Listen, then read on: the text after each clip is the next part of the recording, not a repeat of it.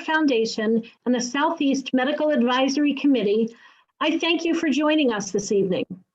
When we hosted last year's debate, we gathered in person before the educational program began for a brief reception, but that's not possible this year. So we welcome you to our virtual pre-debate reception, and we encourage you to use the chat feature so we can get to know who is with us and as a way to stay engaged throughout the evening. In the chat box, tell us who you are, where you're from, and please don't be shy about giving shout outs to your favorite team or institution. Before the educational component of the evening begins, we're going to spend a few minutes in our pre-debate reception. It's important to mention that the second annual Southeast Academic Debates will offer continuing medical education credits and maintenance of certification points. In compliance with ACCME guidelines, there will be no involvement with or mention of any commercial support during the debates. So instead, before the educational program begins, we acknowledge their support of the American Liver Foundation's mission to promote education, advocacy, support services, and research for the prevention, treatment, and cure of liver disease. Let's recognize our national and our Southeast pre-debate reception sponsors. The American Liver Foundation is grateful for support from our national gold sponsor, ASI. Joining us tonight is Leo Cardona, Michael Kriske, Kirsten Ireson, and John Whiteside. Our national bronze sponsors, Salix and CVS Specialty. From Salix, Robin Halbergen and Tracy Pridemore. And CVS Specialty, Sean Kowalski and Cheryl Valdez are with us. Our national partner, Mallinckrodt, is here. John Ball and Denise Bentley, welcome. The American Liver Foundation is grateful for the local support from its Southeast sponsors. Our bronze sponsor, Gilead Sciences. Hello to Paige Johnson and to Sean Rich. Expo sponsors, Intercept Pharmaceuticals. Hello, Dar Russell. And Fuji Film, Waco Diagnostics. Blake Hicks is with us tonight. We truly appreciate your support of the American Liver Foundation. Now let's turn our attention to two brief videos from our national gold and our national bronze sponsors.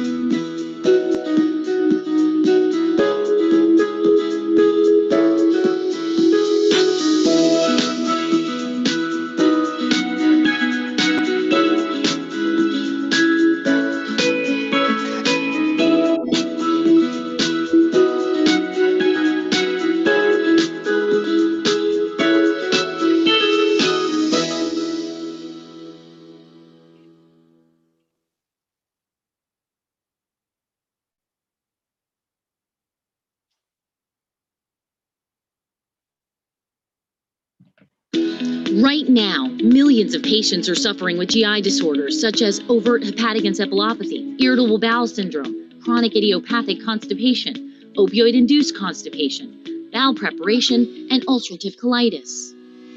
At Salix, we have kept up with these unmet needs for more than 30 years by providing an industry-leading portfolio of high-quality products that address these conditions.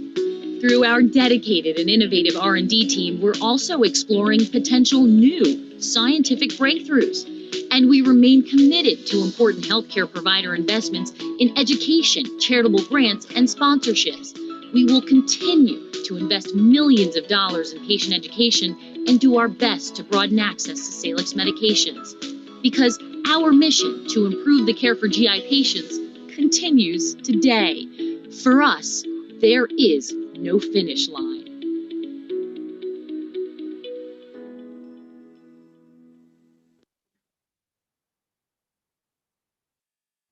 Welcome to the American Liver Foundation's second annual Southeast Academic Debates. On behalf of the Southeast Medical Advisory Council, we are excited to bring to you what will be no doubt a remarkable event. The Southeast Academic Debates is a professional education program that will offer continuing medical education credit and maintenance of certification points in partnership with the University of New England College of Osteopathic Medicine. All registered participants have received an email with learning objectives and disclosures.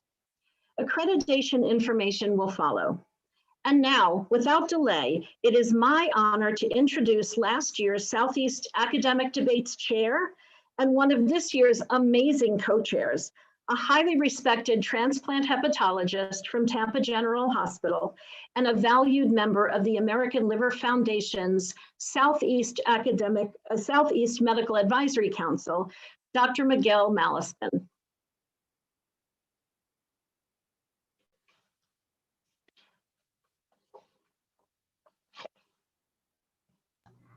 Good evening, everyone. Thanks for joining us. It's been my pleasure to serve as this year's co-chair of the ALF Southeast Academic Debates with my colleague and good friend, Dr. Andre Zori, gastroenterologist and transplant hepatologist from the University of Florida's Shands Hospital in Gainesville. Before he takes over, I'll review the format of this evening and we'll talk a little bit about the ALF. Tonight, we'll be hosting 3 exciting debates featuring teams from Florida, Georgia, and South Carolina. Topics assigned to the debate teams are ethical in nature with no right or wrong answer. Through these debates, we seek to stimulate higher thinking about significant issues that impact the lives of people with liver disease.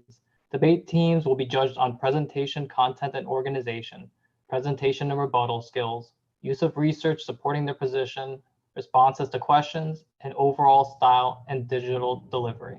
We hope this evening simulates a greater passion and enthusiasm for the field of hepatology, ultimately leading to the improved care for liver patients.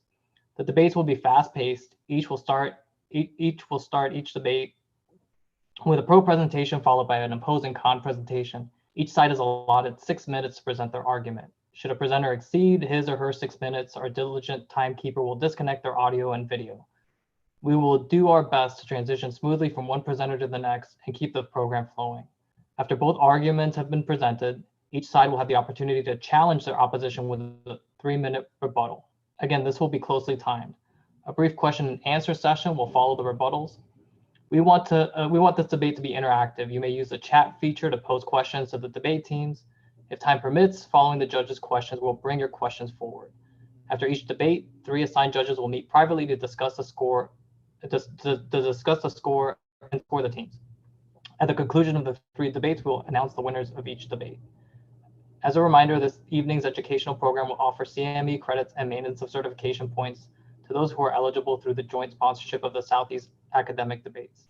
This activity has been planned and implemented in accordance to the accreditation requirements and policies of the Maine Medical Association through the joint providership of the University of New England College of Osteopathic Medicine and the American Liver Foundation.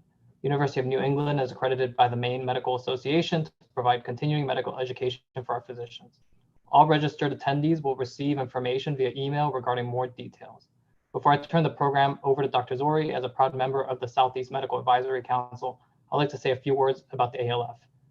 The ALF's mission is to promote education, advocacy, and support services and research for the prevention, treatment, and cure of liver disease. Across the country, the ALF serves patients, caregivers, and healthcare professionals, and this year has been an especially challenging year for all of us. Throughout the evening, we'll share information of how the ALF is furthering their mission and working towards a world without liver disease and how you can support their efforts. And now, without further ado, I'm pleased to introduce my co-chair for this year's Southeast Academic Debates, Dr. Andre Zori. Thank you, Dr. Malespin, for that introduction. Last year, I served on the judging panel for the Southeast Academic Debates. It's an honor to be asked to be the co-chair for the 2020 debates. We're very excited to feature 6 debate teams representing medical institutions throughout the Southeast. So let's recognize them now. This is also the part of the program where I mispronounce a lot of people's names. From Cleveland Clinic, Florida and Weston, under the mentorship of Qatar Al-Khalufi and Nikhil Kapila. The debate team will feature Alberto Gonzalez and Badar Hassan. From Emory University in Atlanta, under the mentorship of Dr. Mary Flynn, the debate team will feature Victoria Earle and Raha Sajidi. From the Mayo Clinic in Jacksonville, under the mentorship of Raj Satyayana Rayana and Circuit Pong Papong. The debate team will feature Daniela Fluxa Cardania and Himesh Zaver. From the Medical University of South Carolina in Charleston, under the mentorship of Don Rocky and Ira Wilner, the debate team will feature Sebastian Larian and Margaret Morrison. From the University of Florida, under the mentorship of Raniel Cabrera, the debate team will feature Wei Zhang and Media Ismail. From the University of Florida in Jacksonville, under the mentorship of Neha Agarwal and Peter Gali, the debate team will feature Carlos Abadir and Bakht Hema. And now I'd like to recognize our esteemed judging panel and thank them for participating in the evening's debates. From Advent Health in Orlando, the mentor of last year's winning team, Dr. Ayman Kutesh. From Cleveland Clinic, Florida in Weston, Fernando Castro. From Emory University in Atlanta, Ram Subramanian. From Mayo Clinic in Jacksonville, Andrew Keaveney. From Tampa General Hospital, Rashid Saeed. From the University of Florida in Gainesville, Ginger Clark. And from the University of Miami, Dr. Emmanuel Thomas. Please note that to be fair to all the competitors, judges were not assigned to judge the debates that include the team from their respective institutions. Debate number 1 will be judged by Dr. Clark, Dr. Keaveney, and Dr. Syed.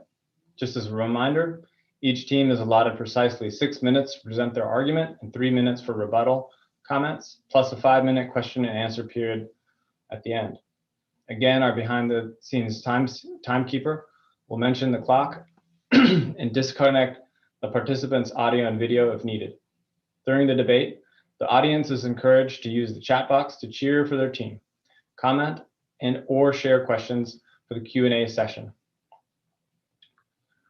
We will try to get to your questions after we take questions from the judges. The timekeeper is ready.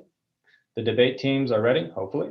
Dr. Gonzalez and Dr. Hassan from Cleveland Clinic, Florida will take the pro position. Dr. Earle and Dr. Sajidi will take the from Emory University will take the con position. Their topic is 45-year-old male with a history of alcohol-related cirrhosis is found to have an acute portal vein thrombus with new onset ascites. And TIPS is recommended versus medical management for this issue. So let's begin the first debate.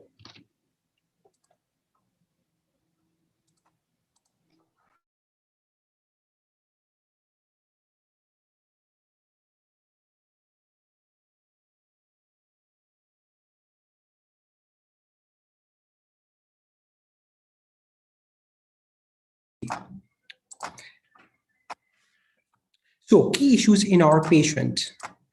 He has decompensated alcohol-related cirrhosis. There is portal vein thrombosis. In light of these issues, what is the best treatment modality out there?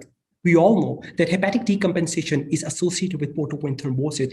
Portal vein thrombosis leads to increased risk of rebleeding and mortality. How does it affect liver transplant? Well, portal vein thrombosis increases post-transplant mortality at 30-day and at 1-year mark. The reason being grade 3 and grade 4, the extensive and complete portal vein thrombosis contributes to mortality. The reason during transplant is actually the non-physiological end-to-end anastomosis that leads to worse outcome. Now, what we can do about it? Yes, we do have anticoagulation. Which medication to use? Which one to pick? No one knows. Pick your poison. And here are the issues. What about the INR? What about the drug-to-drug interaction? What about the cost, the inconvenience, the poor compliance? And forget about DOACs. The paucity of data is underwhelming. What about the efficacy? Over a dozen studies in the past 20 years or so, they are mostly single center, observational, with extreme heterogeneity. And ladies and gentlemen, the efficacy is not 100, it's not 90, it's not even 80, it's barely at 40 to 50%. Once you stop it, you will get clot. The risk of thrombosis up to 38%. And you have to take this medication till you get liver transplant. And we want our patients to take this medication daily, 2 times a day for the rest of their life. Well, think again. It has been shown that 70% of the patients with cirrhosis are identified as having low or medium level of medication adherence. How about traumatic brain injury on anticoagulation? Well, you will get it. 77% of fatal falls are associated with alcohol, including traumatic brain injury. What about bleeding and mortality risk? Well, you will get that as well. The bleeding complication can be as high as 27%, but the devil lies in the detail. If you look at the studies closely, the risk of bleeding and mortality is increased if platelet count is less than 50. There is presence of kidney disease and severity of liver disease. And let's face it, our patients in real life, they have low platelet count, they have kidney disease, and they will bleed. So what we can do about it? Well, we have tips, and over 1,000 cases of literature, portal vein thrombosis has shown to have successful technical feasibility in 80% of the cases. To the point that in 2020, TIPS has also shown to be done by ultrasound guidance in the most complicated cases, up to 93%, 95% with the technical success. Well, how about TIPS in chronic PVT? Our colleagues from Northwestern Group have shown the role of TIPS in patients who were not liver transplant candidate, success up to 98%. TIPS patency, 92%. But I want to bring to your attention to the patients who underwent transplant. 23 had end-to-end anastomosis, and it was associated with superior outcomes.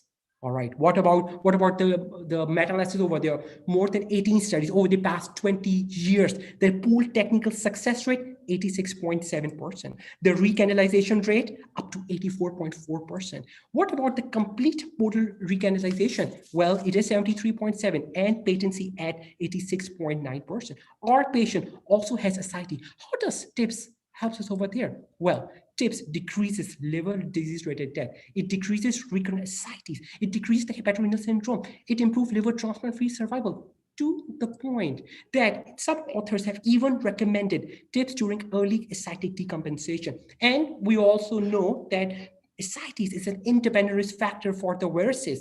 How can TIPS help over there? It decreases the incidence of bleeding-related death. But I want to point out the most important part, the subgroup analysis, which showed that TIPS had a survival benefit in patients with severe child class C disease, and TIPS with covered stent did not increase the risk of hepatic encephalopathy. And this has been shown by our friends and colleagues from Emory University as well. It increases, TIPS has been successful in 100% of the liver transplant patients who had undergone pre-transplant TIPS, and their hepatic encephalopathy was barely at 7%. But ladies and gentlemen, let's forget about numbers. Let's forget about the recanalization rate and the patency rate. Let's see, what does it do for our patients? Well, TIPS improve quality of life. It decreases fatigue. It increases physical performance. It improves the nutritional status. In summary, when we have anticoagulation, which we don't know which anticoagulation to use, what about the renal dysfunction? What about the INR? What about the risk of falls and the traumatic brain injury? What about the bare long-term efficacy at 50%? Worry not. We have TIPS. INR is not a problem. Falls, not a problem. Successful, 80 to 98%. What about thrombosis? What about the anticoagulation and you can perform safe procedure? What about the quality of life? Well, we have TIPS. Covered patient descent up to 76%. It controls ascites. It decreases variceal bleeding. It improves the quality of life. It improves the nutritional status. And above all, our friends from Emory University has already shown excellent post-transplant survival rates after pre-transplant TIPS placement. Thank you very much.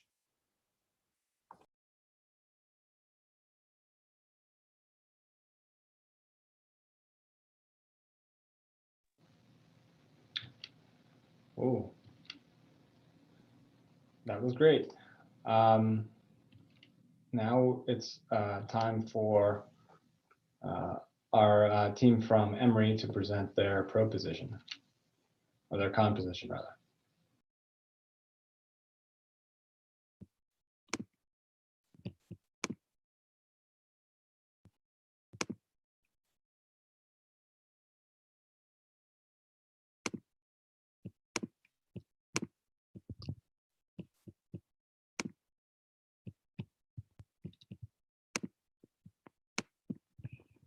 Everybody, thank you for coming to my debate, our debate, I'm sorry. What you will take away from this talk is that in acute portal vein thrombus, medical management with anticoagulation is the first line therapy, not a TIPS procedure. And when we talk about the goals of therapy with portal vein thrombus, what we're hoping to achieve is resolution of symptoms, prevention and treatment of mesenteric ischemia, and prevention of thrombus extension.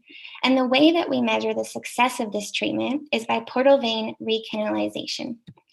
Now, there has been a meta-analysis by Lafredo and his colleagues in which they compared portal vein recanalization in patients treated with anticoagulation versus those who were not treated with anticoagulation. And what you can see in this first row here is that the rate of portal vein recanalization was statistically greater in the anticoagulation treated group compared to the no treatment group. And then when you look specifically at those who had a complete recanalization, again, the anticoagulation group was had a statistically significant increase in recanalization compared to the no treatment group. This here is a pictorial view of some of the different trials included in that study, where each vertical bar represents an individual study, with the dark gray representing successful recanalization. And what you can see is that in most of these studies, you have very high rates of recanalization. So again, anticoagulation is effective for treating portal vein thrombus and causing recanalization of the portal vein. Now, whenever we talk about therapy, we always talk about the benefits, which, as I've shown you, is recanalization. But what about the risks?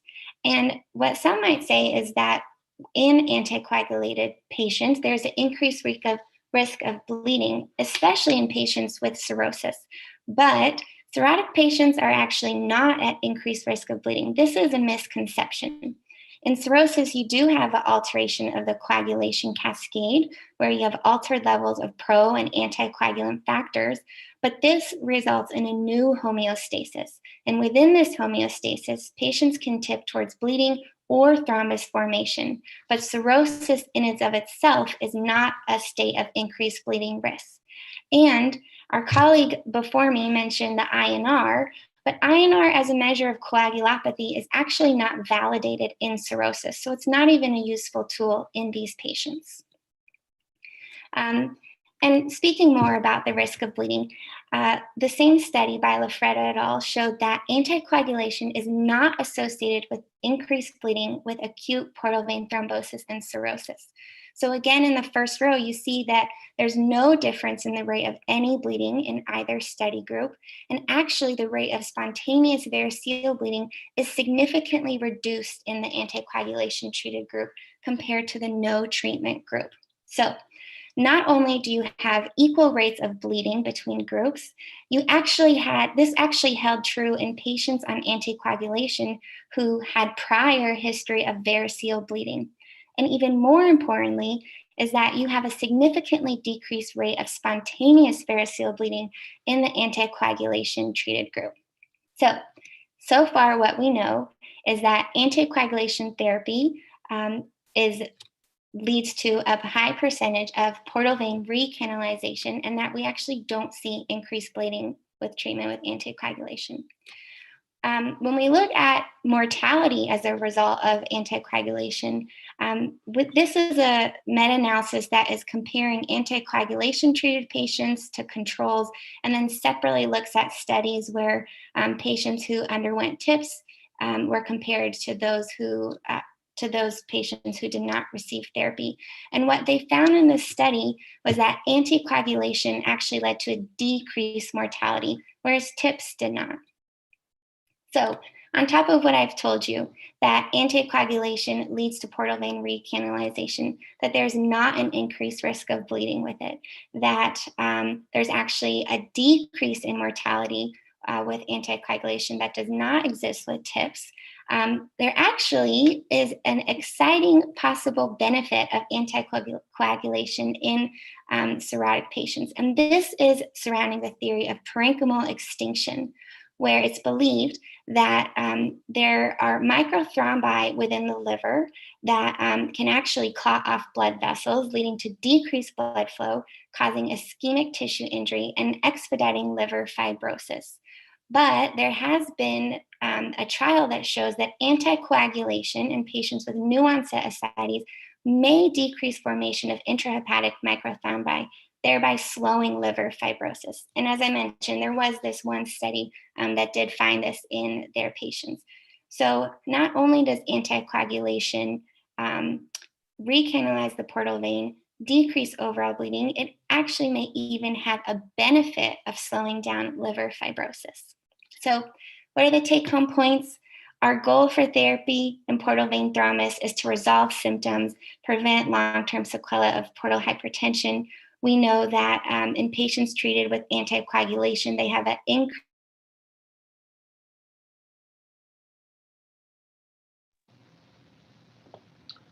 All right. So that was our timekeepers letting us know that the time has expired. So we're going to move on to the rebuttals. First, we will have the pro team from Cleveland Clinic.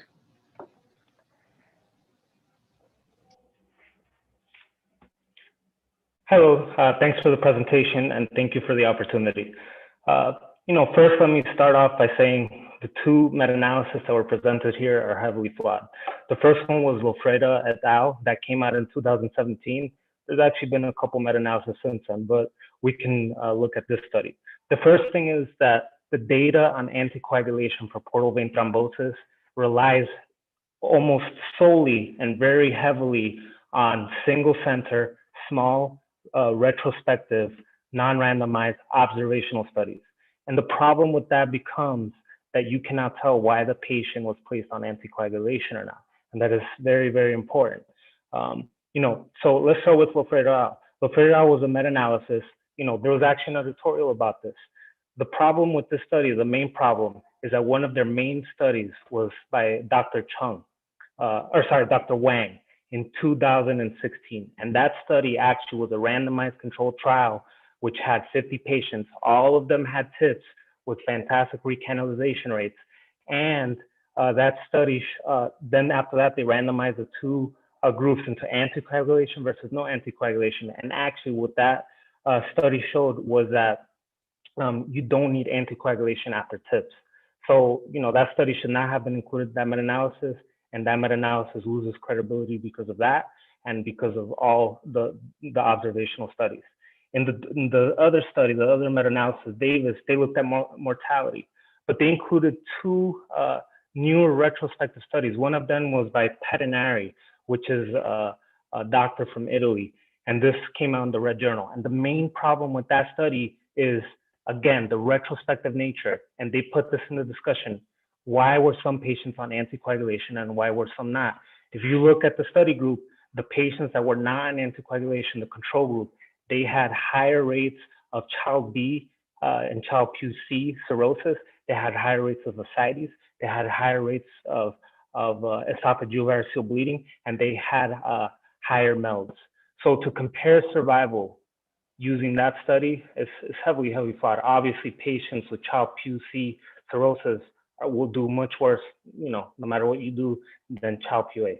I mean, that's just the fact of the matter. You talked about, the coagulation cascade with cirrhosis, but that is not the mechanism of why, the main mechanism that causes portal vein thrombosis in cirrhotic patients is the fact that you have a low flow state. Anticoagulation will not help that. The only thing that will help that is restoring that portal flow. You'll put the tips in, you'll restore the portal flow, and because of that, you will have a decrease immediately of portal vein thrombosis, you'll have improvement in recurrent ascites, recurrent esophageal variceal bleeding, and improvement in survival.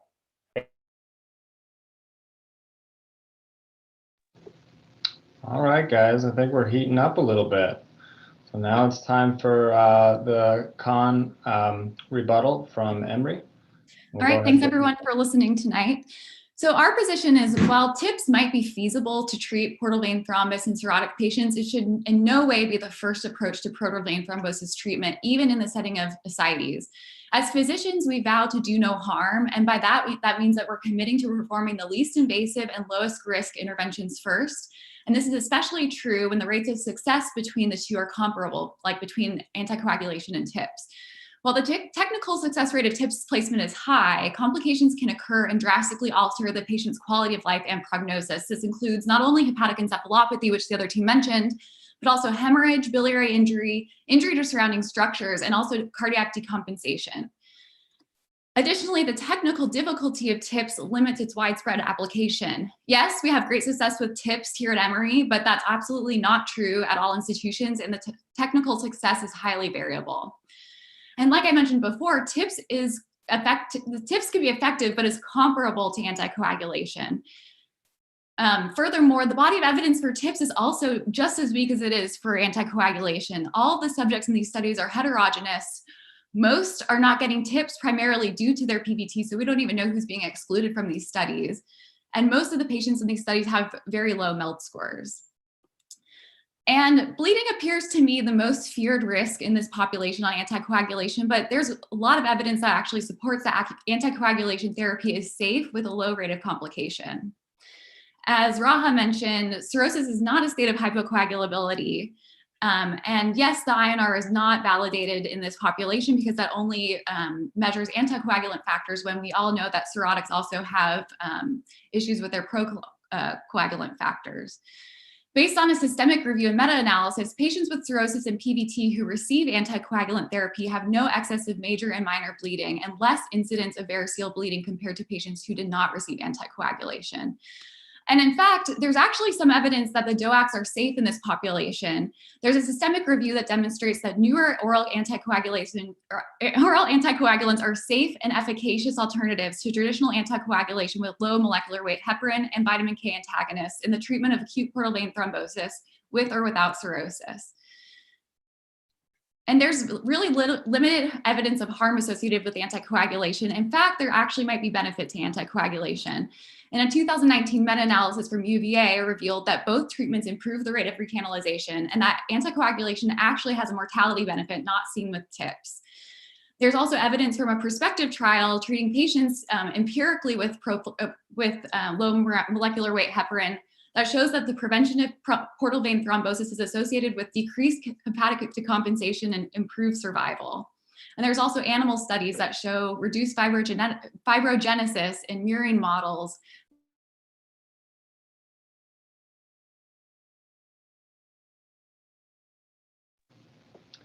All right, guys. The timekeepers are keeping everyone in line, but that was very exciting. Thank you guys to the teams. You guys both did a really great job presenting, a lot of enthusiasm, so congratulations.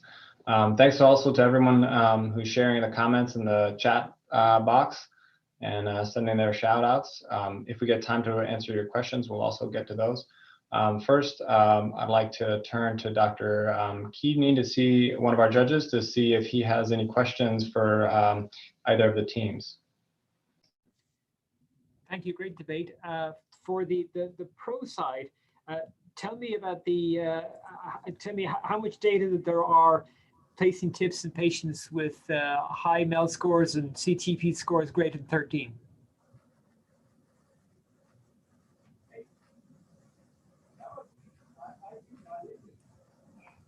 Hi. The two most recent randomized controlled trials by Dr. Liu and Dr. Laveau that came out around 2018 or so, they had, I believe, about a third of patients were Child-Pugh B and C, at least C for Dr. Liu. That's one thing. But, our patient isn't necessarily Child-Pugh C. It's been a Okay, I have no more questions. All right, and Dr. Syed, do you have any questions for either of the teams? No questions for me. All right, and Dr. Clark, any questions? My question is for the anticoagulation for Emory. I didn't hear, can you comment on any benefits for transplantation in a patient that's anticoagulated? Not just mortality.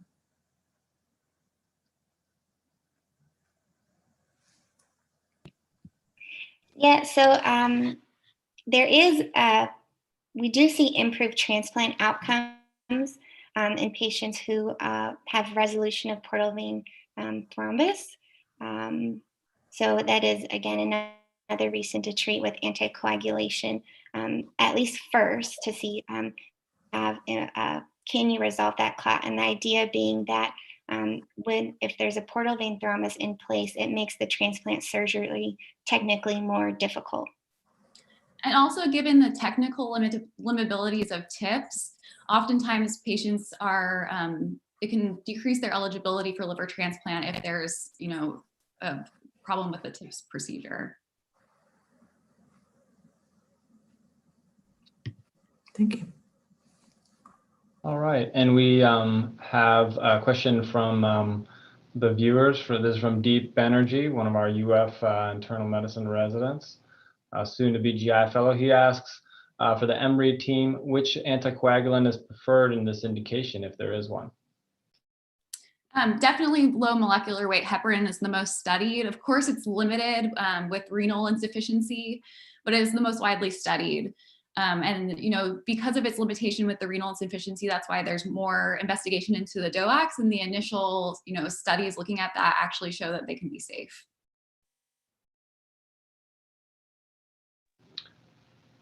All right, great. Thank you guys so much.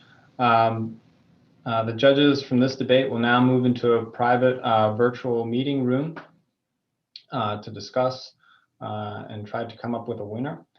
Before we move to debate number 2, it's my pleasure to introduce Dr. Bobby Zervos, co-chair of the American Liver Foundation Southeast Medical Advisory Council, who will share a few words.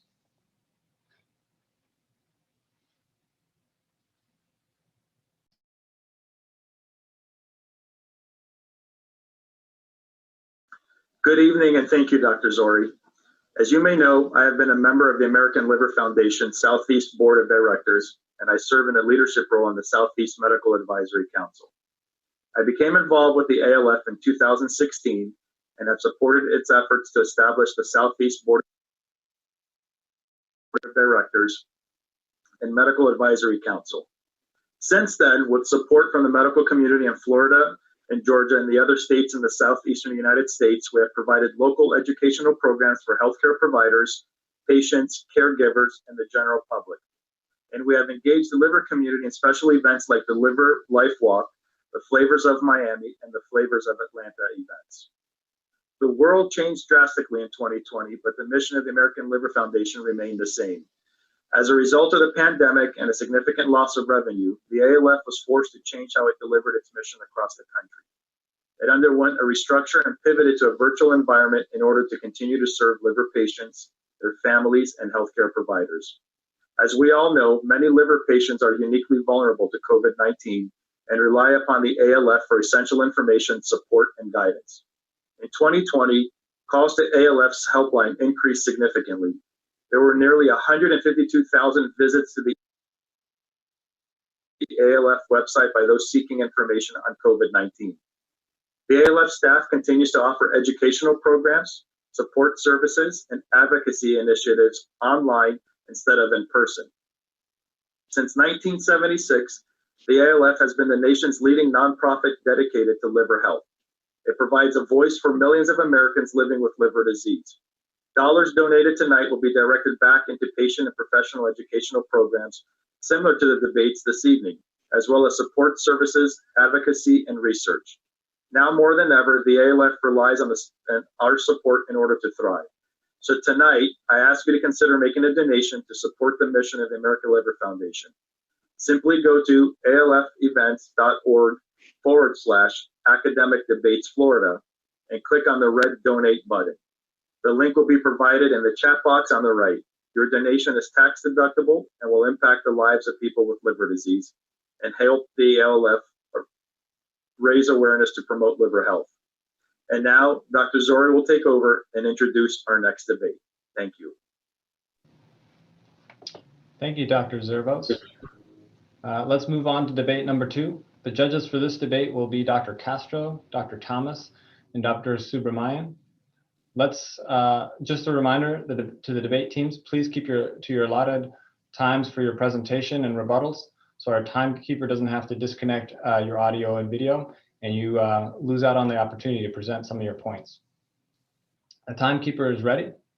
The debate teams are ready. From UF, we're going to have Dr. Zhang and Dr. Ishmael, UF from Gainesville, will make the pro position. Dr. Larian and Dr. Morrison from the Medical University of South Carolina will take on the con position. I'd also like to acknowledge that this is a little bit of an atypical topic, and I appreciate their efforts in taking this on. The question is, the new liver allocation system has decreased health disparities in the United States. Please begin. Good evening.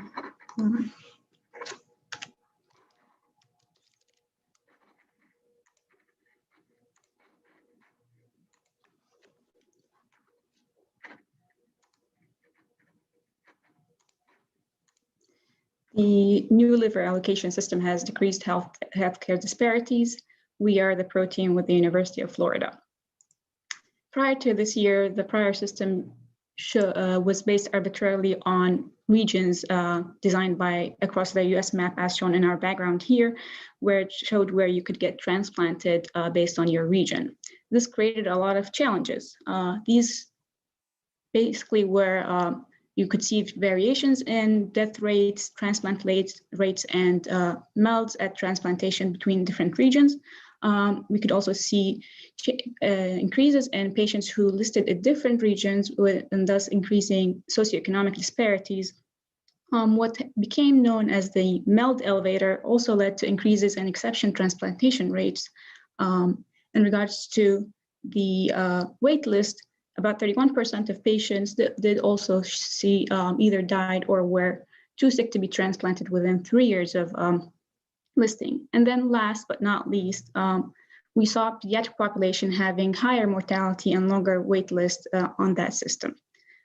Thus, the idea was guided by the final rule to create this new policy, and it was used to basically improve utility of organs distribution, justice, and how you're distributing these organs with allocating them to most medical based on urgency, and then distributing it among different patients.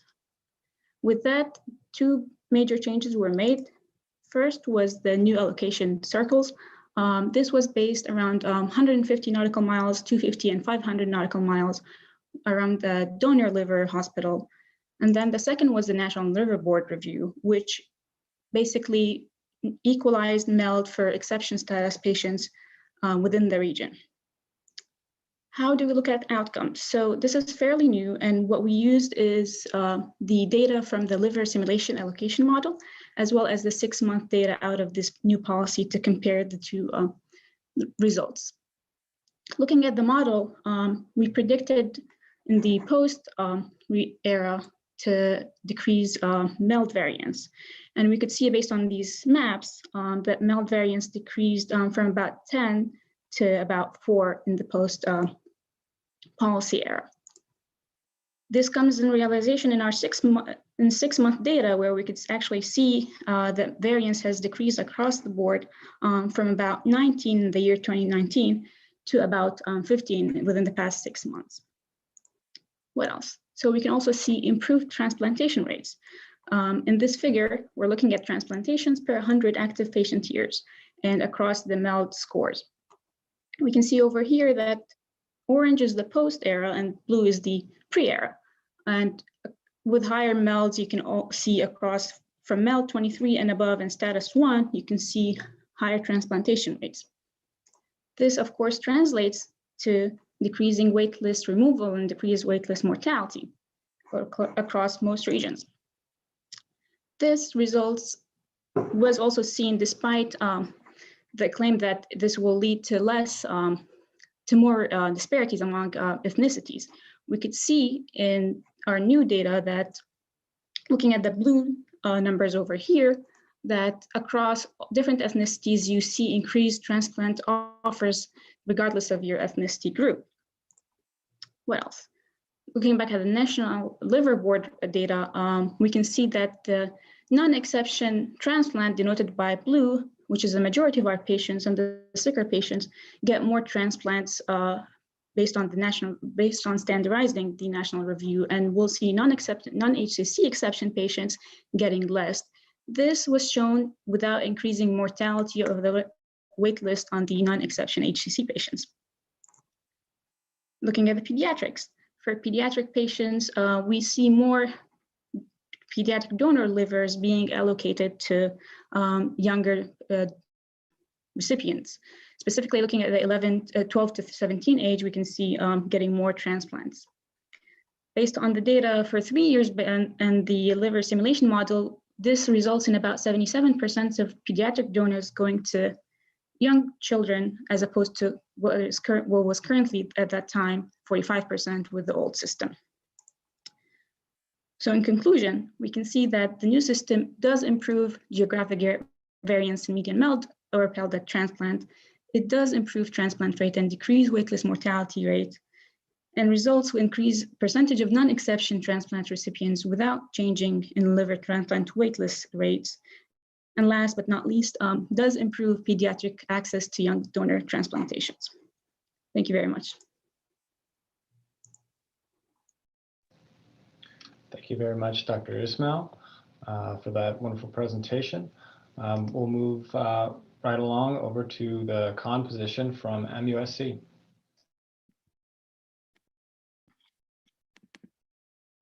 Good evening. We are going to argue that the new allocation system, in fact, worsens healthcare disparities and in fact creates a flight of organs from the poor rural South. So as previously, my opponent discussed that the previous allocation system was based on these 11 geographic regions. The MELD score created this priority for the sickest patients. It was in fact that those in the Southeast region were typically transplanted at a lower MELD. Now with the introduction of the acuity circle policy, which has really only been in effect for about 6 to 7 months, creates these geographic concentric circles. A donor liver can travel up to 500 nautical miles. And of course, this was all enacted in the middle of a global pandemic. We are still using MELD as the priority here. I think it's important to understand this argument by looking at 2 different patients and looking at their experiences. Patient A is a 55-year-old female with decompensated NASH. She lives in Anderson, South Carolina, a very rural community that we're familiar with here. She lives in poverty with a MELD of 30. That's in contrast to patient B, who's a 55-year-old female, again with the same chronic liver disease. She lives in the Bronx in New York. Her income is again the same with a similar MELD. We are going to argue that the new system creates even more trouble for patient A. We will argue that a MELD of 30 in rural South Carolina does not equal a MELD of 30 in urban New York. And why is that? So let's look at mortality rates first. I think that's really important. So the mortality rates pre-change in allocations, this is 2018 data. South Carolina had a higher mortality for chronic liver disease in comparison to our patient in New York. This is again prior to the new allocation policies. I believe this is mostly related to rural healthcare disparities, and we're going to focus on that today. We understand that the foundation of rural healthcare disparities is understanding that there's such a lack of access to providers. We know that there's fewer primary care doctors, and even more so, there are fewer specialists, such as a transplant hepatologist. For example, per 100,000 people in a population in a rural community, there are 30 specialists. In comparison, per 100,000, there's almost 300 in an urban community. So a 10 times greater number of specialists, which creates more access to care. We also know that those in rural communities have a higher prevalence of comorbid conditions that might not actually be reflected in a MELD, but will contribute to the overall sickness of our patients. We know that in rural communities, there's more diabetes, there's also more coronary disease. Again, this is all not reflective in that MELD. Let's look at just physical distance and physical access. Our patient A has a 226-mile journey to see us, the only transplant center in the state. That is in stark contrast to our patient B, who is 1.5 miles away from the nearest transplant center in New York. That's a 16-minute bus ride, which runs every 7 minutes.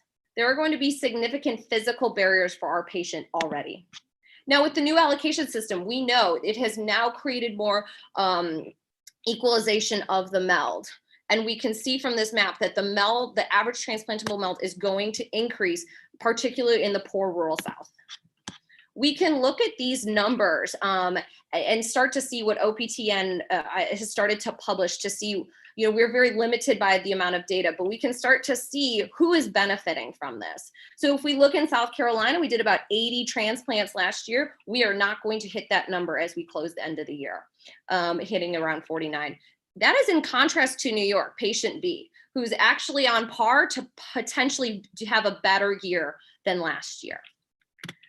So I want to refocus on this because I think that this is kind of the most important thing, that the mortality in a lot of these poor rural Southern states was already higher. And so by creating this policy that moves organs out of these regions, we're only going to increase that number. I want to touch very briefly on the fact that these policy changes, and we are having, you know, caused quite of a debate before, did not address that there are significant variance in the OPO performance. And so we understand that there are 13,000-ish patients waiting on the transplant list. We only do about 8,000 a year. We need to increase the supply to match the demand. So will patient A and patient B have the same outcome? And the answer is no. So despite a similar MELD, patient A is at a higher risk for a poor outcome. She's at higher risk to have less physical access to us. She's more likely to come to us later in her disease state. She's more likely to come to us with more comorbid conditions. And therefore, her MELD of 30 is not equivalent to our patient B, who also has a MELD of 30. Going forward, I really think, one, we need to address OPO performance status and addressing poor performing OPOs. On top of that, we need to create an allocation system that not only understands but accounts for the healthcare disparities that we know exist in our rural communities today. Thank you very much.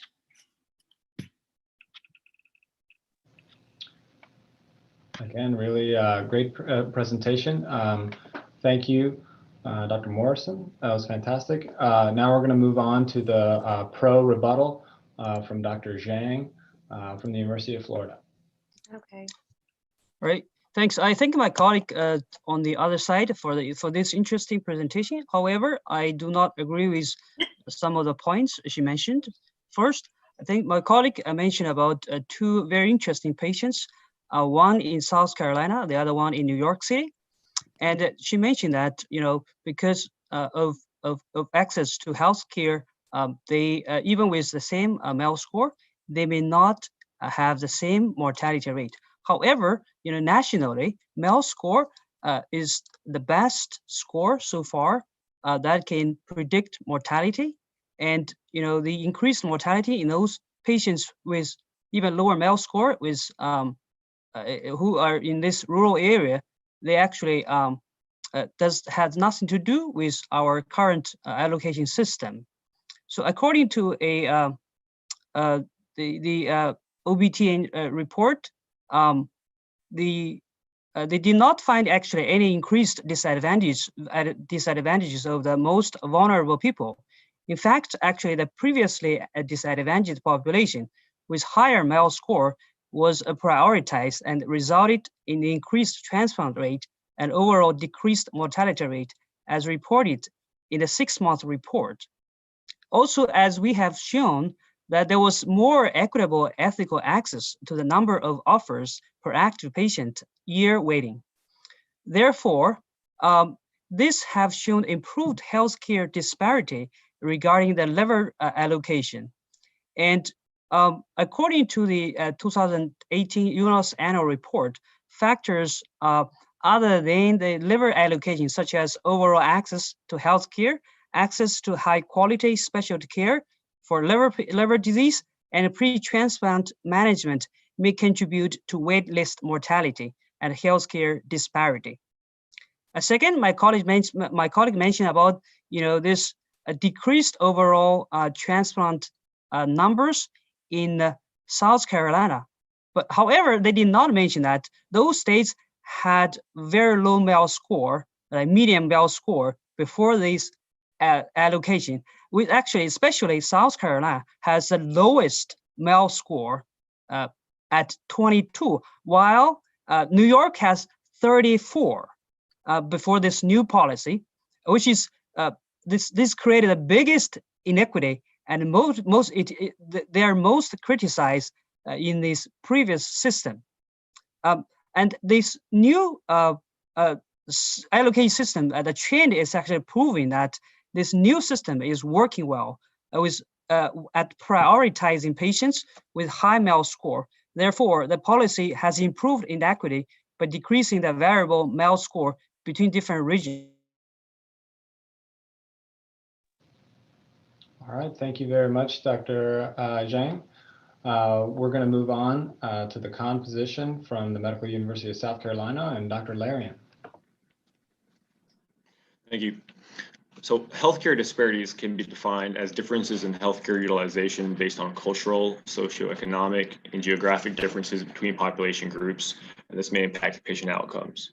While the UF group presented data relating to equitable ethical access to transplants, it failed to mention that not everyone starts at the same playing field with respect to social determinants of health.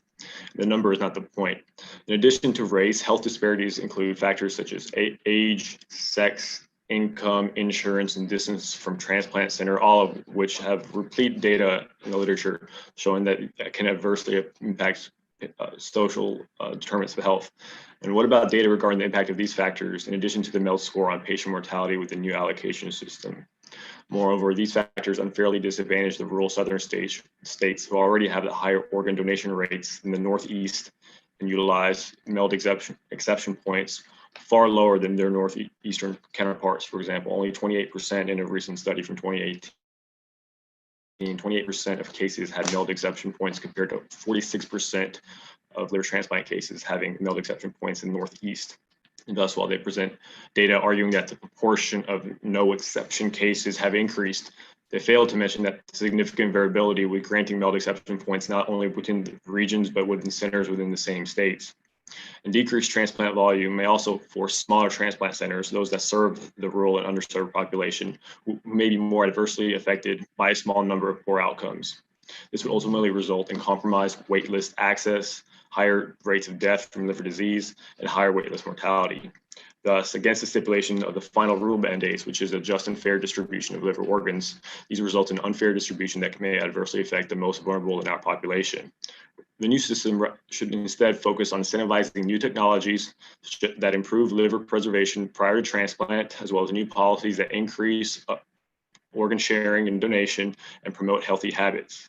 Thus, while well-intentioned, the new liver allocation system has only exacerbated existing inequities in healthcare that ultimately perpetuate a system that results in a theft of organs from the poor, rural, and disadvantaged South to the more affluent and healthier regions in the Northeast. And we strongly encourage an open discussion on the negative impacts of the new liver allocation system on health disparities in the United States. Thank you.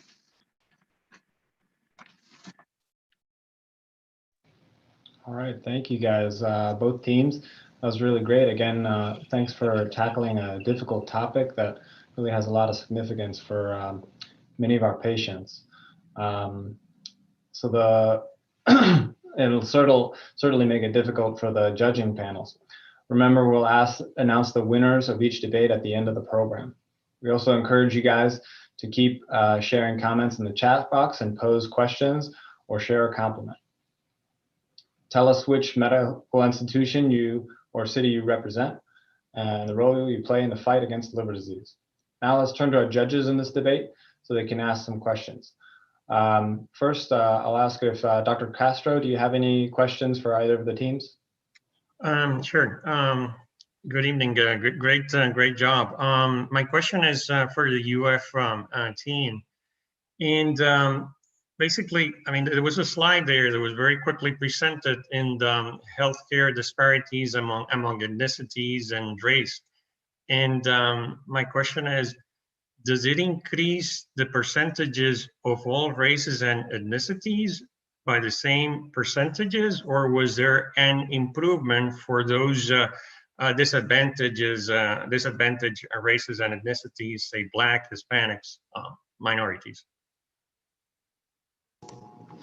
So you're right. It actually, if you look more at the data, you'll see more of the patients with the lower minority ethnicities with higher MELDs actually getting more offers for transplantation. So it does improve that as well.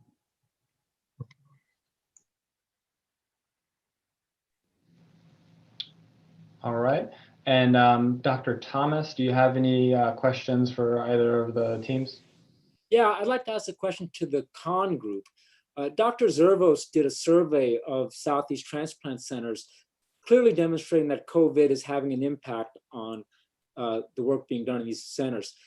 Do you think COVID-19, with its impact on rural areas and populations that lack access to healthcare, do you think this is going to actually show more problems in this new system? I mean, I think the new system creates problems in every realm. Here for particularly, I'm going to say us in South Carolina. So yes, I think we have such a limit. Our healthcare system is so limited. 90% of our state is rural. So even when we talk about, I mean, COVID of course has created a lot of limitations nationally. Our patients have a hard time accessing physicians in every aspect. So I think that this just continues to create a kind of a snowball effect of problems for us. And again, it all comes down to a really just even physical access to providers in all healthcare realms. Thank you.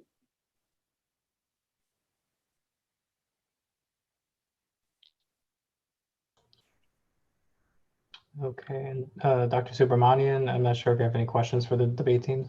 No, I don't have any questions. Great debate. Okay. All right. Thank you, Dr. Zori. Before we move on to our third and final debate, I would like to acknowledge and thank the extraordinary efforts of every healthcare professional joining us this evening, especially those who treat liver disease.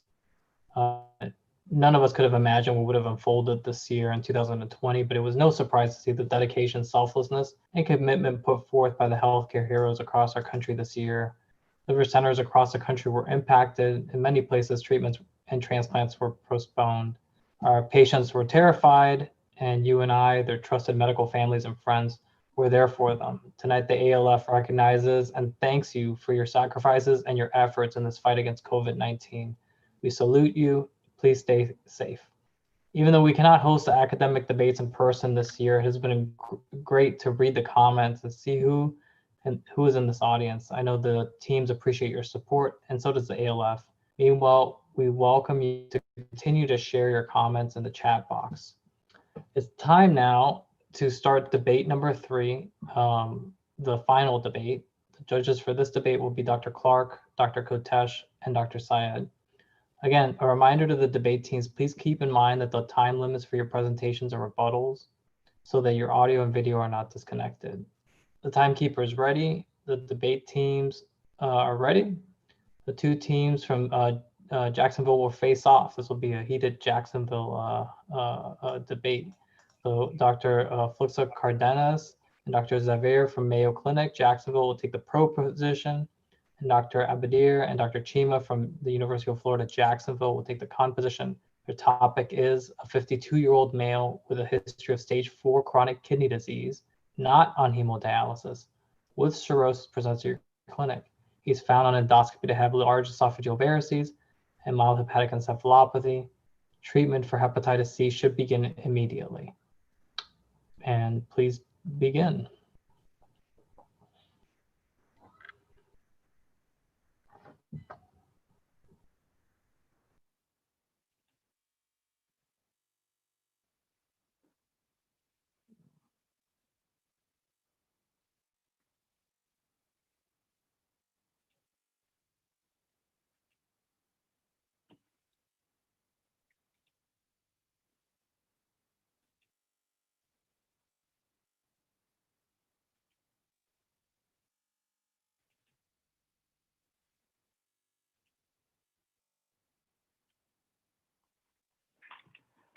Thank you. Again, my name is Himesh Zaver, and on behalf of Dr. Flixa and I will be presenting debate number 3, the pro argument. Again, this is our topic. So let's better define our patient. We know we have a 52-year-old male with stage 4 kidney disease. He is not on dialysis. He has a known diagnosis of cirrhosis as evidenced by his esophageal varices and mild hepatic encephalopathy.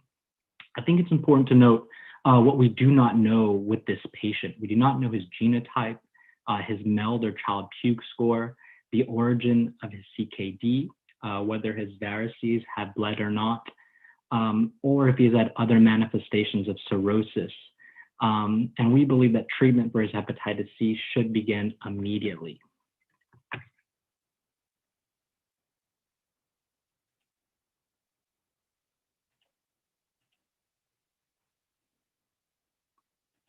So why should treatment begin now? Well,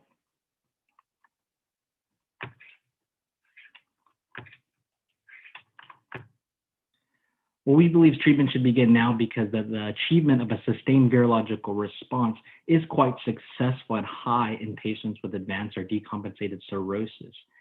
This is important given that this patient has portal hypertension as evidenced by his esophageal varices, and we know that successful HCV treatment can improve hepatic function in up to 20 to 60% of patients.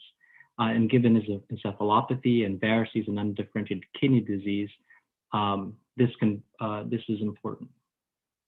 So regarding his, the achievement of a sustained virological response, we know that successful HCV treatment can lower the risk of hepatocellular carcinoma.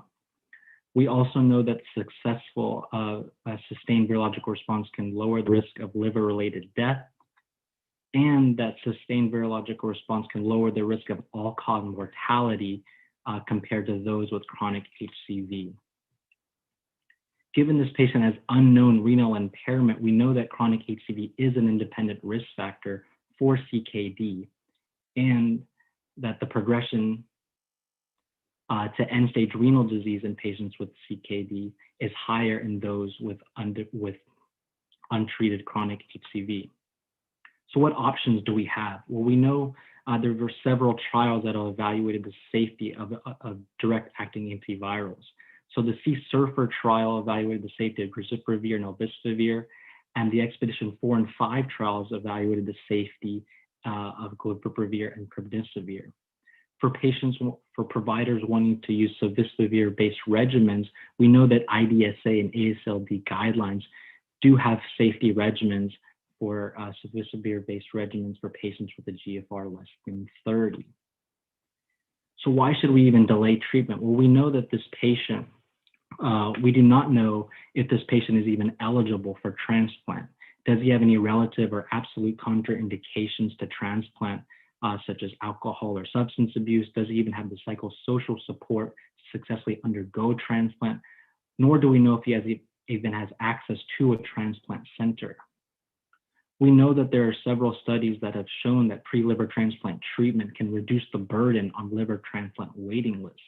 And given this patient has CKD, he possibly might need a simultaneous liver kidney.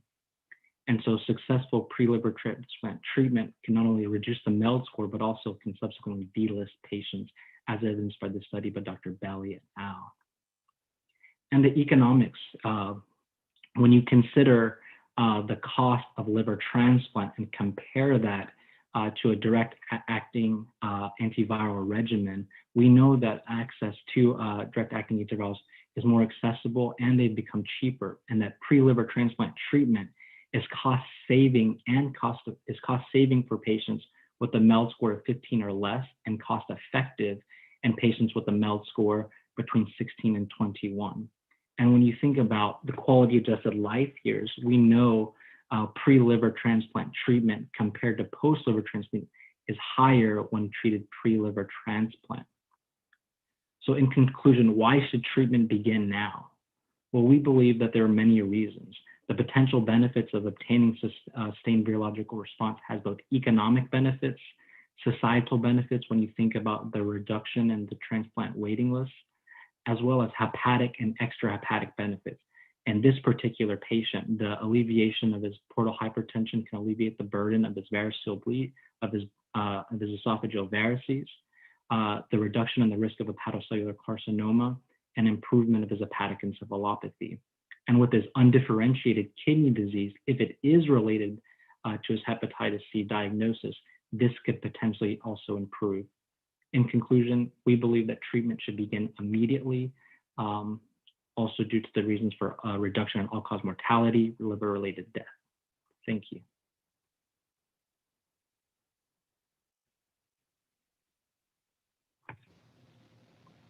All right, thank you so much. That was a great presentation. We're going to move on to the composition.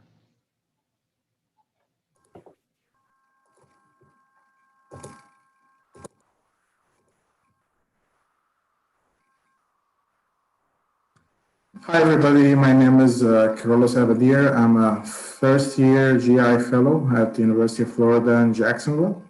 To treat or not to treat, this is not the question. I think the argument is all about the appropriate timing and the right setting. I adapted this algorithm from Acknowledgements study for patients with HCV and decompensated cirrhosis. If they are not a candidate for transplant, then it's no-brainer. We just treat their HCV, as my colleague said before. But if they are a candidate for transplant, then the MELD score is going to play a major role in defining how do we proceed. In patients who has MELD score less than 15, then we can they may benefit from treatment before transplant.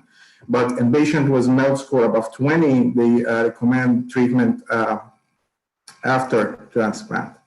So what do we actually do for patients that MELD score is between 15 and 20? That's the major question. And if we took a look at our patient, and yes, we don't know a lot of information about our patient, but let's assume, make some assumption, let's assume that his creatinine is 2.5 based on the idea that we have a stage 4 kidney disease. And if we consider, which is not going to be real in real world, if we consider that albumin, bilirubin, INR are completely normal, then his MELD score is going to be at least 17, and he's going to fall in this category here between 15 and 20. And here are the 6 major points that we argue why we should not treat this patient immediately. So in 2017, the study from Spain, Fernandez et al. Investigated the DAA in patients with advanced liver disease using the Spanish Hep C registry. His conclusions support our argument. Number 1, the SVR was much lower in Child-Pugh class B and C, 78% versus 94% for Child-Pugh class A. Number 2, relapse rates were significantly higher in Child-Pugh class B and C, 14% versus 4% for relapse. Number 3 is a serious adverse event were more common in Child-Pugh class B and C, 50% versus 12%. Treatment caused less sustained response, more relapse, and serious side effects. Reason number 4 is a scary one, the MELD purgatory or MELD limbo. So this happens when we treat patients and they achieve SVR and a lower MELD score that leads to delisting from the transplant list. So this may look good at first, but these patients get stuck in MELD purgatory. And I find this scary. The purgatory meaning in Wikipedia is a place of suffering or torment. Why is that? So they neither feel better nor do they achieve transplant, but rather they tend to have poor quality of life, continue to suffer from cirrhosis complication, and still have risk of HCC. Curry et al. Analyzed the use of soft-based therapy in patients with decompensated cirrhosis, N of 622 across 4 clinical trials, and concluded that although approximately 1/3 of the patient of decompensated patient achieved Child-Pugh class A with DAA therapy, more than half of the patient remained in milk purgatory. 330 remained in the milk purgatory, achieving basically nothing. The reason number 5 is delayed transplant. 2 factors play a role here. We talked first in the previous slide about the milk purgatory and delisting from transplant list. And then the second reason is that treatment of HCV will preclude these patients from accessing a hepatitis C liver donor pool. Reason number 6 is a limited treatment options. So guidelines of HCV treatment recommend against the use of interferon and protease inhibitors. Based regimen and treatment of patients with decompensated cirrhosis. Current guidelines accept the use of sofosbuvir-based DAA regimen in decompensated cirrhosis. That's true. However, the use of sofosbuvir in patients with renal impairment GFR less than 30 is controversial. I have studies that favored soft-based regimen in patients with low GFR like Disnoyer and Italia in 2016 and Nazario Italia 2016. Both had a low number of patients included in the study, with an N of 12 and 17 respectively. The target trial by Saxena, also in 2016, concluded that SVR was achieved in 83% of patients with renal impairment treated with soft-based regimen. However, these patients had higher rate of anemia, worsening renal dysfunction, and serious adverse event. I want to borrow a verse from Mayo Clinic book and say that the needs of the patient come first. You will find this on their website, written on their walls, but not in their presentation tonight. Again, the need of the patient comes first. Patient, they do not need decreased SVR rate. They do not want to have increased relapse or more side effects. They do not want to be stuck in milk purgatory. They do not want cirrhosis complication, HCC, poor quality of life, delayed transplants, limited options of treatment.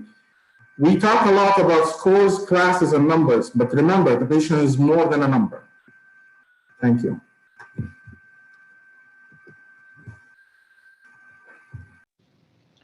Again, really great presentations. Thank you guys, both teams. We're now going to move on to Mayo Clinic Jacksonville for the pro rebuttal. Good night, everyone. So regarding our patient, the team, or the opposing team, stated that this patient has decompensated cirrhosis, but actually we don't know that. He only has mild encephalopathy and large esophageal varices, but we don't know he actually has decompensated cirrhosis. He doesn't have ascites. They didn't tell us that he has elevated bilirubin, albumin, or PT-INR. Therefore, his Child-Pugh score will be probably an 8, an A. Therefore, the data that was presented by the team regarding Child-Pugh B and C doesn't really describe this patient. So the other concern about this patient not being eligible for hepatitis C positive transplant is not really a concern at this time. We do transplant patients who have negative hepatitis C with hepatitis C positive donors. And so that doesn't mean that we cannot treat immediately and then treat him in the event he actually gets a hepatitis C transplant. On the other hand, so the last numbers from today, actually, of the patients that are listed in the kidney waiting list, because as we said, this patient does have an elevated, he has CKD, so he might need a kidney transplant. So the waiting list numbers are 91,795, while the patients waiting for liver transplant are around 12,000. The offers last year for liver transplant was 174 in the whole United States, and only 7,000, almost 500 patients were transplanted. That means that there's a lack of 5,000 organs for these patients, and therefore it makes sense for this patient who actually does have compensated cirrhosis to treat him with hepatitis C antiviral. So The data that was presented on the first slide by the other team was a 2010 paper. We do have more recent data with DAAs showing that patients who receive this treatment have decreased mortality, have decreased decreases portal hypertension, decreases variceal bleeding, decreases the risk of HCC, and therefore we believe this patient will really benefit from getting treatment prior transplant. As we mentioned, if his MELD score is 17, if we believe his creatinine is 2.5, which first of all is CKD, so it's not really liver related, overestimating his MELD score, then this patient actually, as my co-resident showed, the treatment for patients in the MELD score around that.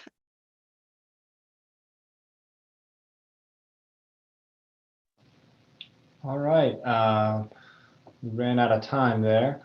So we're going to move on to the University of Florida, Jacksonville for their con rebuttal.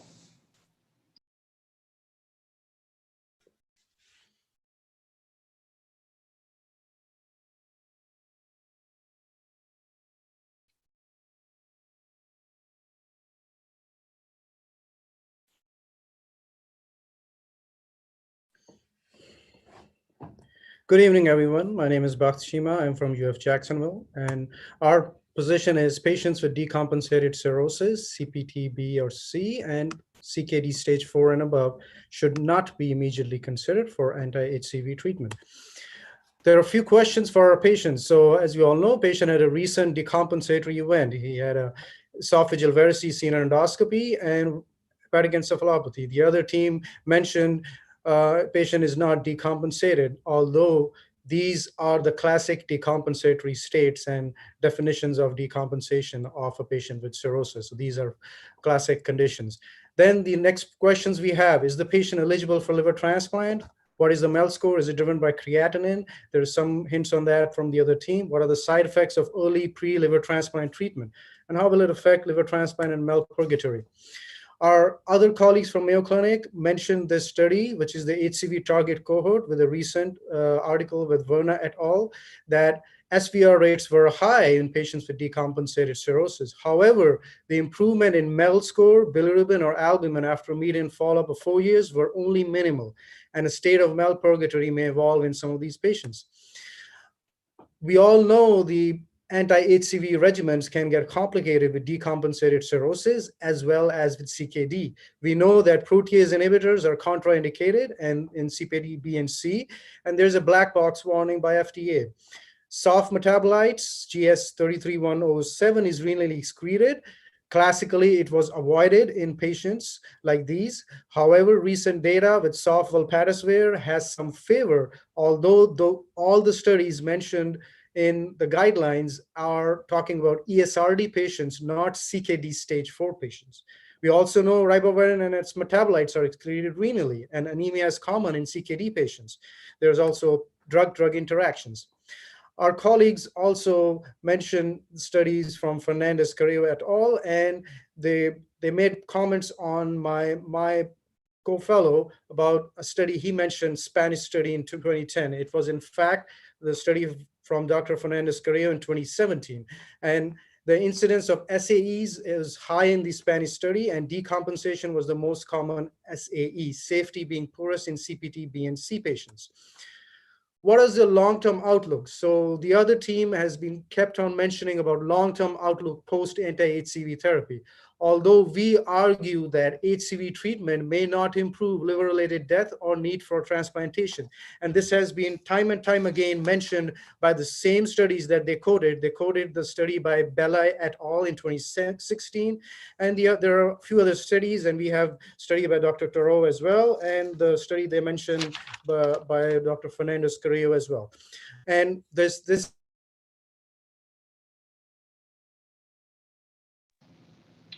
All right, thank you guys. Again, both teams really making it tough for the judges here. So speaking of the judges, we'll turn to them first for questions for the participants. Dr. Kotesh, do you have any questions for either of the teams? I do. First, great job, guys, both on the pro and the con. I have a question for the pro. You mentioned cost, safety, and SVR. Is that what determines destination treatments in those patients? Is the success of SVR what determines survival? Are you going to reverse decompensation? Because we cannot argue that this patient is not decompensated with hepatic encephalopathy.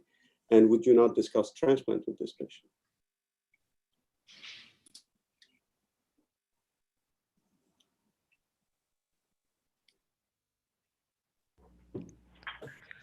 So,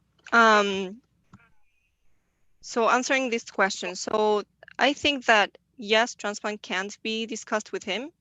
That's not off the table, but what we expose is that we should treat him first. As the other team was saying, this is a timing of treatment. Eventually, he might need to go to transplant according to his if he further decompensates. But we believe that he's at that stage in which we can treat him and see how he does. There's a 20% of patients who actually get treatment and are able to be delisted, and there's a 30% who actually is able to not be listed at all. So we think these are significant percentages, and given the organ shortage and the fact that the treatment is cost effective, then it would be reasonable to treat him first, see how he does, and go from there, basically. Given the organ shortage and the fact that other patients might benefit from this organ, while we can help the patient not to deteriorate further or deteriorate at all by using hepatitis C treatment. I agree with what Danielle is saying as well. Given the information or lack thereof that we were with this prompt, we don't know if this patient is even a candidate for transplant. I think Danielle is correct that we should mention and provide this patient with all of their options. But when you think about not only alleviating the burden on transplant lists, even the economic benefits with the MELD score of where our colleagues actually projected this patient to be between 17 and 18, it's cost effective to pre-treat with direct-acting antivirals prior to even considering transplant. And even in the MELD score that they had predicted, this patient's adjusted quality life years is higher with pre-liver transplant treatment as opposed to post-liver transplant treatment, which is why we're continuing to make the motion to begin direct actively as opposed to after transplant.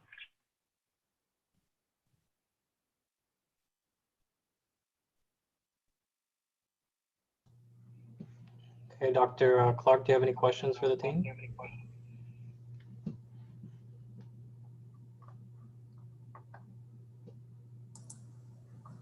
No, I want to say excellent job to both sides of the debate presenters tonight. So very good job. Dr. Syed? I have a question for the con team, UF Jacksonville.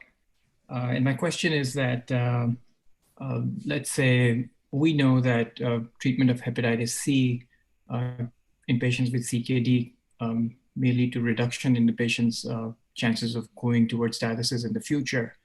And dialysis can significantly affect quality of life. So what is your answer to the lost opportunity of treating hepatitis C and preventing the need for dialysis in the future and adverse effect of quality with that? So just to understand the question correctly, your question is regarding dialysis affecting treatment? Dialysis affecting quality of life. Yes. Yes. So dialysis definitely affects quality of life in patients, all kinds of patients. So if dialysis is a problem, so how do we tackle dialysis? So we get the kidney guys on board and we see if a patient can be qualified for a dual listing. And in this setting, well, where we can treat patients post-transplant with DAAs, that increases the donor pool, and patients may have access to dual organs, which is very hard for patients to be having dual organ chances if they don't have access to the HCV pool. So HCV can not easily, but can be treated post-transplant, and they can have access to dual organs. And I would also like to make additional point, which our colleagues had mentioned earlier about deaths and decompensation rates. So there's a study from Britain in 2017 with Dr. Chung, more than 800 patients. And that in that study, as you can see here, adverse events follow-up period 15 months of patients with decompensated cirrhosis treated in the UK. So you can see they're all there as decompensation HCC transplant rates were decreasing, but post 9 to 12 months, these parameters start increasing, suggesting that the treatment is futile pre-liver transplant in these borderline patients.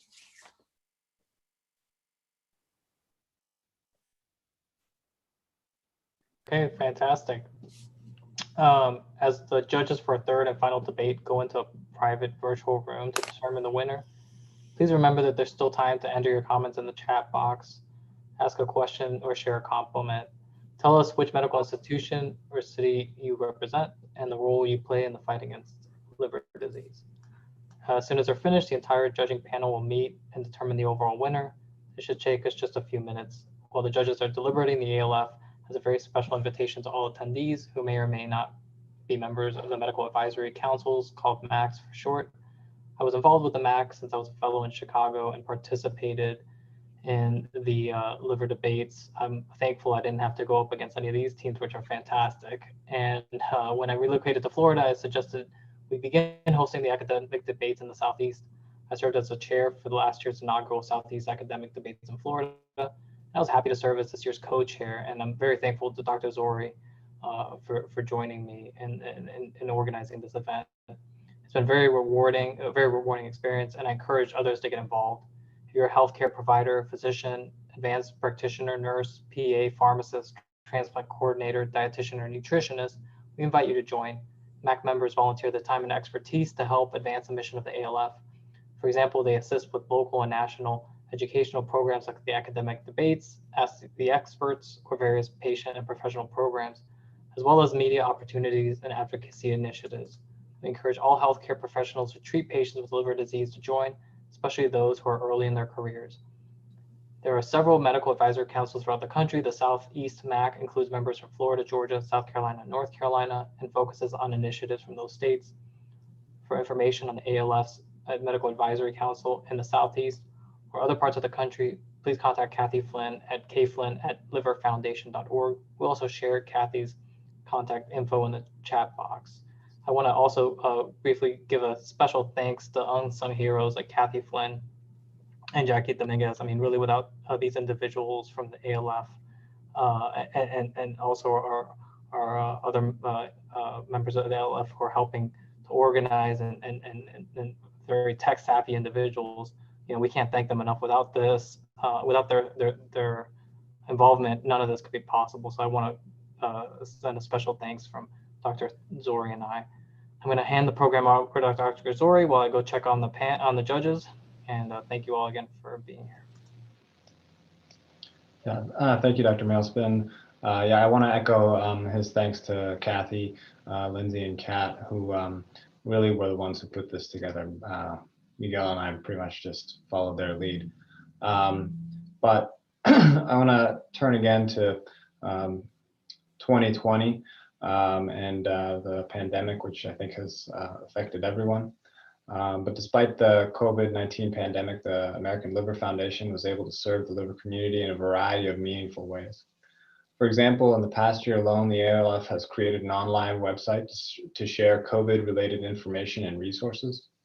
The national helpline, 1-800-GO-LIVER, provided support to more than 6,300 patients and their families so far this year. Its online patient support group grew to over 30,000 followers. The ALF hosted more than 40 national and local educational webinars focusing on liver health topics. In the summer, the ALF launched the Living Donor Liver Transplant Information Center, a program to help individuals on the transplant waiting list identify potential living donors and provide reliable and comprehensive information on living donor liver transplantation using multimedia resources. In September, the ALF hosted a NASH roundtable bringing together NASH patients, caregivers, and advocacy organizations, hepatologists, and endocrinologists to understand the needs of NASH patients and to identify solutions to empower them. As a result of the roundtable, the ALF will create a NASH patient bill of rights and patient-physician discussion guide. The ALF annual advocacy day went virtual in 2020. Instead of an in-person visit to Capitol Hill in Washington, D.C., the ALF trained more than 100 people who participated in 30 virtual visits with legislators. The ALF hosted its first annual virtual conference entitled The Educated Patient, a Liver Conference. The leading medical experts, including Tamar Today, Ghassan Abu Alfa, and Jennifer Guy, Sheila Eswara, and Ali Zaranpar, planned a patient conference to offer education on liver cancer, clinical trials, treatments, and palliative care with an opportunity to interact virtually with other patients. The ALF hosted academic debates in several major areas across the country. The final two debates of 2020 will take place next week, the Southern California Academic Debate on December 9th and the Michigan Academic Debates on December 10th. These were just a few of the ways the ALF benefited the liver health community in 2020. To continue the important work of the American Liver Foundation, I ask that everyone make a donation to support this worthwhile cause. It's easy to do. Just click on the link in the chat box and make a tax-deductible gift. Now more than ever, liver patients need the ALF's resources and support. If you haven't done so already, please take a minute to donate now. And now we're going to hear again from Kathy Flynn from the American Liver Foundation.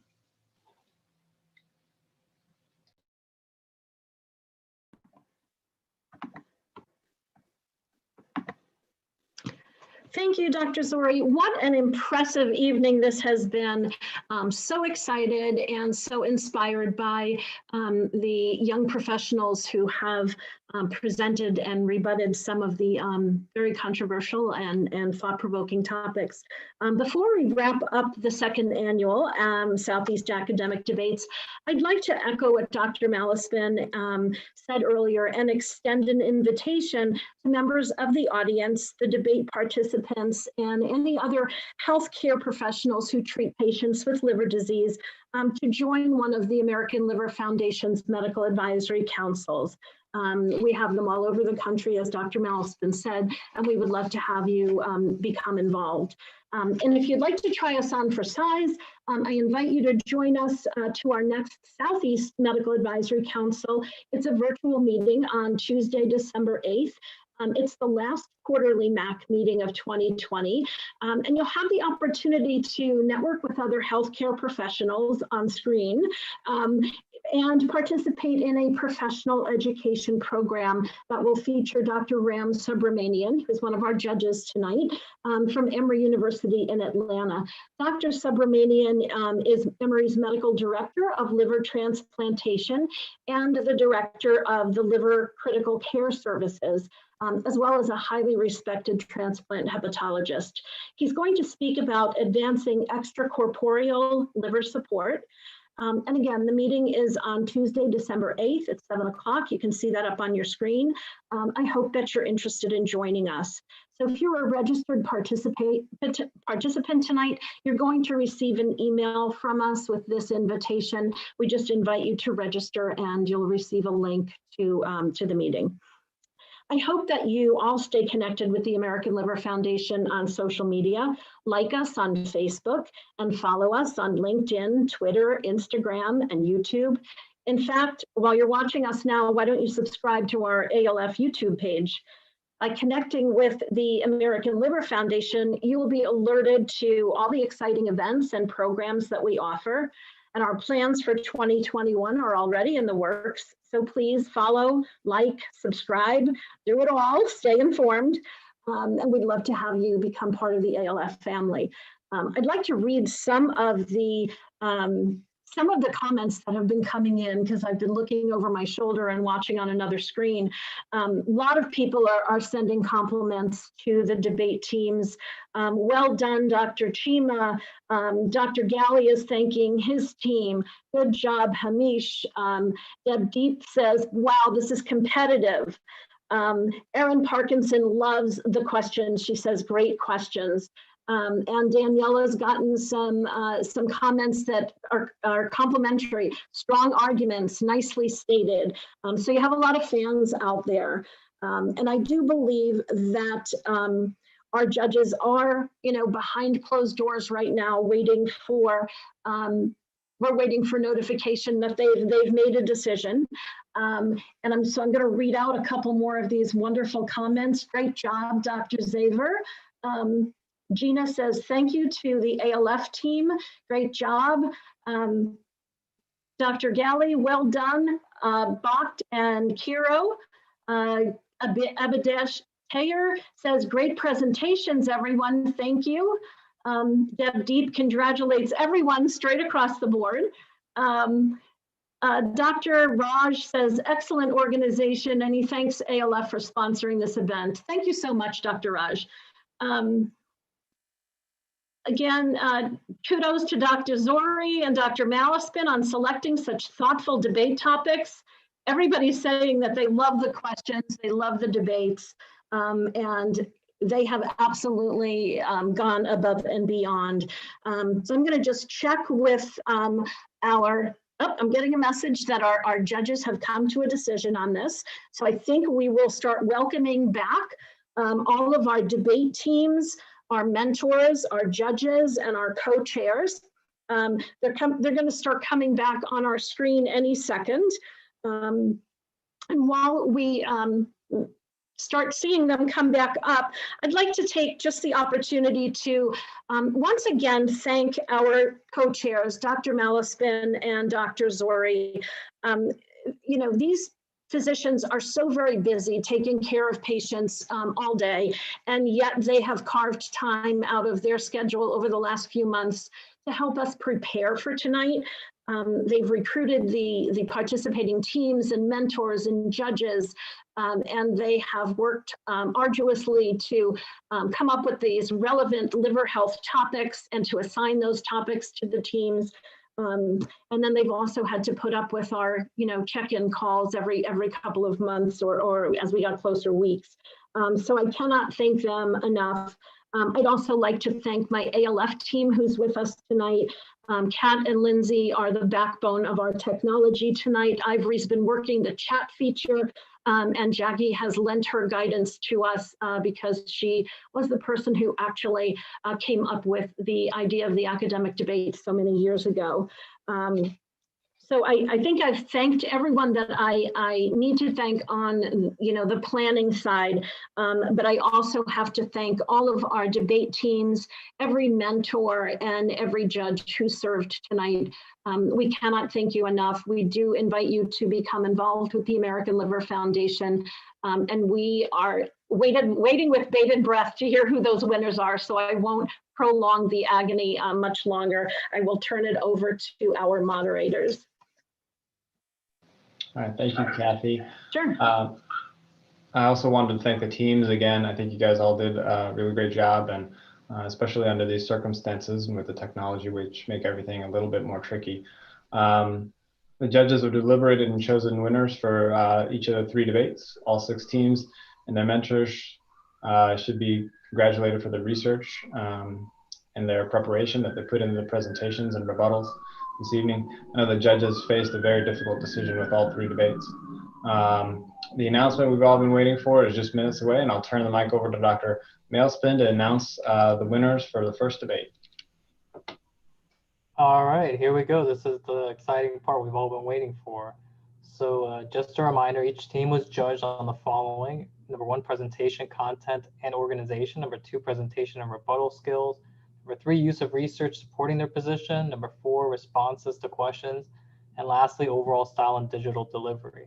So we're ready to announce the winners with our first debate featuring Dr. Gonzalez and Dr. Hassan from Cleveland Clinic, Florida. and Dr. Earl and Dr. Sajani from Emory University. Their topic was a 45-year-old male with a history of alcohol-related cirrhosis is found to have an acute portal vein thrombus. With new onset ascites, TIPS is recommended versus medical management. On behalf of the judges, Dr. Clark, Dr. Keaveney, and Dr. Syed, the winner of the first debate is Emory. So congratulations, Dr. Earl and Dr. Sajadi, and their mentor, Dr. Mary Margaret Flynn. So round of digital applause. The second debate featuring Dr. Zhang and Dr. Ismail from UF Gainesville and Dr. Larion and Dr. Morrison from MUSC. Their topic was the new liver allocation system has decreased health disparities. On behalf of the judges, Dr. Castro, Dr. Thomas, and Dr. Subramanian, the winner of the debate number 2 is MUSC. So congratulations, Dr. Larion and Dr. Morrison, and their mentors, Dr. Rocky and Dr. Wilner. So digital applause for all you guys. The third and final debate featuring Dr. Fluxa Cardenas and Dr. Zaver from Mayo Clinic Jacksonville and Dr. Abadir and Dr. Chima from UF Florida Jacksonville. Their topic was a 52-year-old male with a history of stage 4 CKD, not on hemodialysis, with cirrhosis presents to the clinic. He's found to have on endoscopy large esophageal varices and mild hepatic encephalopathy. Treatment for hepatitis C should begin immediately. On behalf of the judges, Dr. Clark, Dr. Kotesh, and Dr. Syed, the winner of debate number 3 is Mayo Clinic Jacksonville. So congratulations to Dr. Fluxa Cardina and Dr. Zaver and their mentors, Dr. Raj and Dr. Pangpapang.